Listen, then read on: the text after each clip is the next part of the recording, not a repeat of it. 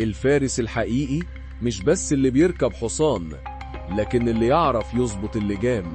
لو شديت اللجام جامد الحصان يتعب، ينفر، ويمكن يتمرد.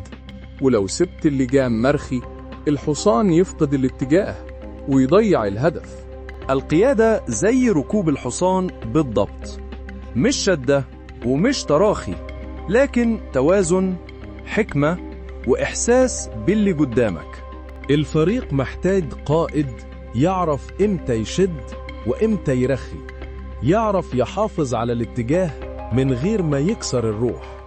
الفارس القائد مش بس ماسك لجام حصان، لكن ماسك مستقبل فريقه ويقودهم للانتصار.